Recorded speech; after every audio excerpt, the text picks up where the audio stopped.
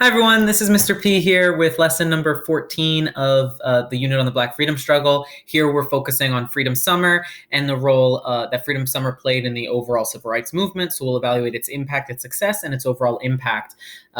So remember, the narrative, the article, and the Eyes on the Prize campaign links are on the slides at the bottom. So let's get started. I'll disappear and make this full screen.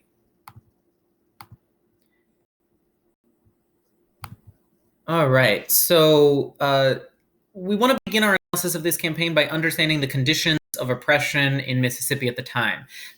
Only just over 6% of Black Mississippians were registered to vote in 1962 prior to this campaign due to widespread poll taxes, literacy tests, and other voter suppression policies. Registering to vote was dangerous. It could result in jail time. It could result in violent backlash. So it was dangerous to register.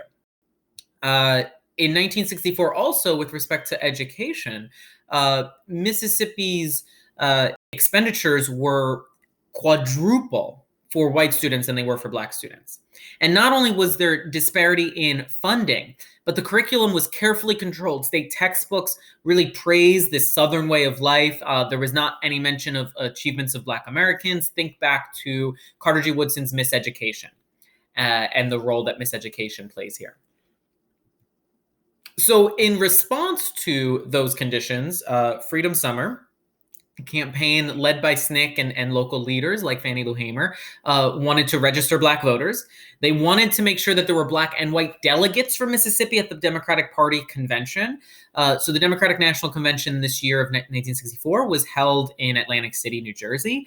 And each state sends delegates to make decisions about party nominees and whatnot at the convention. And Mississippi chose their delegates through racial discrimination. So they only ever sent white delegates to the convention. So part of the demands of Freedom Summer here is to send and seat an interracial group of delegates. And they wanted to raise awareness of violence and inequalities in Mississippi. So how do they do that? They address the educational inequities and inequalities by establishing alternative social institutions. They established freedom schools, featured up here. These freedom schools attracted lots of students to, several thousand students to learn about Black history, African history.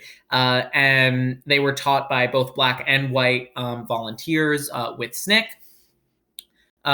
They also use social disobedience, right? So white volunteers would stay in Black people's homes. This violated many of the norms. And actually the response to that was local white folks really criticized that, saying these hippies are coming here, breaking up norms and da-da-da-da-da. There was a lot of criticism of that. It definitely disrupted Mississippi society. These expectations were broken, expectations built around racism. The other important strategy here, next to freedom schools, is the development of the Mississippi Freedom Democratic Party out of this effort to do mock elections. So the purpose here is they did mock elections. They did, these didn't seat anybody in actual positions of power, but they did these elections to show Black residents what it was like to vote and to kind of energize them to try and register. Out of that grew this MFDP, the Mississippi Freedom Democratic Party, which was designed to send delegates to Atlantic City to try and get them to be seated instead of the all-white delegation, the official all-white delegation from Mississippi. And we'll talk about later, when that demand was not met, they did a sit-in at the Democratic National Convention to try and get that met. So that's the kind of escalation of methods here. I first wanted to talk about freedom schools. I have some quotes here about those freedom schools. So I love this one up here. Ninth grader John Wesley cited Frederick Douglass in his definition of freedom. They talked a lot about what freedom meant to them. When Frederick Douglass was on his slave owner's plantation, he was beaten with whips and sticks and kicked like a dog. He was found in a ditch bleeding and near death. Freedom is more than a big bunch of words. It has meaning behind it. Freedom meant so much to Frederick Douglass that he was beaten for it. And so the importance of studying Black history to make sure folks are connected to their own communities and the possibilities for more freedom in the future and now.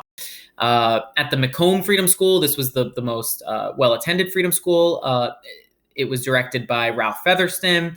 The students there paid homage to earlier generations of African American freedom fighters, naming their student newspaper Freedom's Journal after the first Black newspaper published in the United States. So students are publishing their own newspapers about Black history. Here, a quote from a student named Alberta: "In Freedom School, I learned about my race and how we once were. I have lived in Hattiesburg 17 years, which is all of my life, and I wasn't taught the truth until someone taught me, like the people who came for that purpose. Thank God, and thank for these people for waking up the Negroes of America." And so these quotes help illustrate the impact of freedom schools in politicizing a generation of young people in Mississippi. Freedom Summer got a lot of violent response. 1,000 people were arrested. 67 churches, homes, and businesses were burned or bombed. 4 people ended up dead, and 80 were beaten. The murders of Andrew Goodman, James Earl Chaney, and Michael Schwerner attracted a lot of national attention. They disappeared and were discovered a while after. And 2 of these folks were white, 1 was Black, and the white parents, these folks were, from the North, and the white parents really wrote letters and kind of, went on interviews. And so many talked about how it was because of the 2 white folks who were killed that this got much more attention than if it was just a Black person who had been killed. And so that's an important piece here in terms of understanding the violence in response. I want to talk a little bit more about Fannie Lou Hamer. She's one of the most, she is the most important leader in this particular campaign. And when they went to the Democratic National Convention, Hamer ended up giving a speech because they were not seated. Their interracial group was not seated in Atlantic City, and they were offered actually only 2 non-voting seats, which they refused because they didn't want non-voting seats. And she gives a speech here. Saying all of this is on account of we want to register to become first-class citizens. She had just described all the violence she faced trying to register to vote. And as she goes on, and if the Freedom Democratic Party is not seated now, I question America. Is this America, the land of the free and the home of the brave, where we have to sleep with our telephones off the hooks because our lives be threatened daily because we want to live as decent human beings in America? This speech was cut off from national broadcast because Lyndon B. Johnson strategically maneuvered to give a speech at the time because he didn't want press covering Fannie Lou Hamer's speech. So that's, you'll notice that in the Eyes on the Prize video. And so her leadership is crucial here. She was the daughter of sharecropper. She becomes leader of the Democratic Party, Freedom Democratic Party, and becomes a field secretary for SNCC, doing a lot of the local organizing. So let's make sure we understand overall impact of the Freedom Summer. First, the Freedom Vote campaign. This was the piece to register people to vote.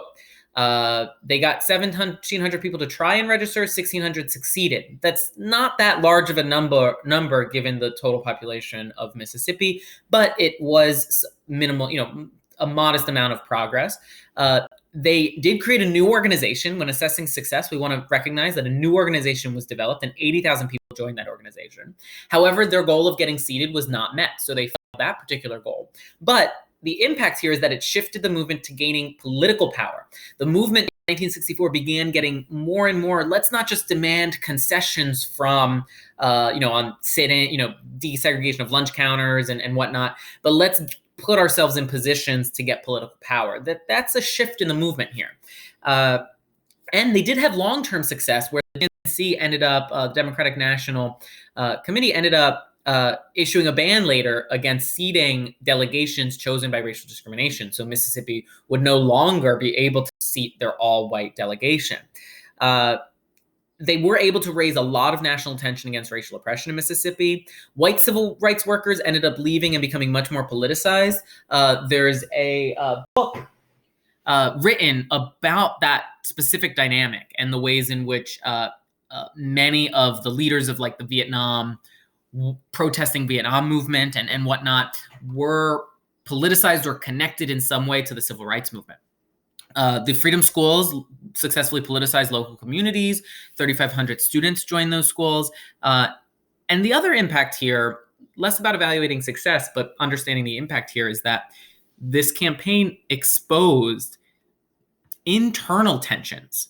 SNCC became much less committed to nonviolent strategy. They remained committed for a time, but they become much less confident in it. And they started to move towards Black nationalism, armed self-defense.